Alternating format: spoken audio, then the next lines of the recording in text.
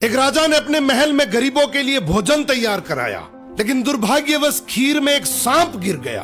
किसी को भी इसका पता नहीं चला और वो खीर गरीबों में परोस दी गई और इसे खाने से सभी गरीबों की मृत्यु हो गई। ये देखकर राजा के होश उड़ गए।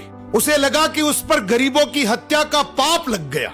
पश्चाताप में वो अपना महल और राज्य छोड़कर जंगलों की ओर निकल पड़ा। उसने सोचा कि शायद तपस्या से उसे इस पाप से मुक्ति मिल सके। चलते चलते वो एक गांव में पहुंचा। गांव के चौपाल में बैठकर उसने पूछा कि क्या इस गांव में कोई ऐसा परिवार है जो सादा जीवन और भक्ति में विश्वास रखता हो। गांव वालों ने बताया कि यहाँ एक भाई बहन रहते हैं जो बहुत ही सादगी और भक्ति से जीवन बिताते हैं। राजा उसी घर में ठहर गया। अगली सुबह राजा ने देखा कि वो लड़की ध्यान में बैठी हुई है। आमतौर पर वो जल्दी उठकर घर का काम और नाश्ता बना लेती थी, लेकिन उस दिन वो काफी देर तक ध्यान में लीन रही।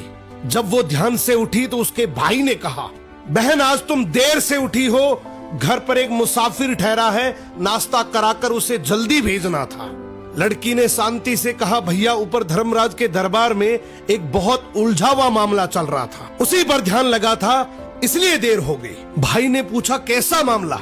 लड़की बोली, एक राजा ने गरीबों के लिए भोजन बनवाया था, लेकिन दुर्भाग्यवश खीर में सांप गिर गया और वही खीर खाने से सभी गरीबों की मृत्यु हो गई।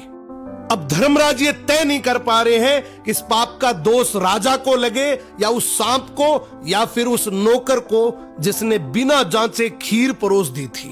राजा ने प्रार्थना की, क्या मैं एक रात और यहाँ रुक सकता हूँ? भाई बहन ने अनुमति दे दी। उधर गांव की चौपाल में दिन भर लोग बातें करते रहे कि पता है फला राज्य के राजा ने अपने राज्य के गरीबों को हटाने के लिए उन्हें जहरीला भोजन खिलाकर मरवा दिया।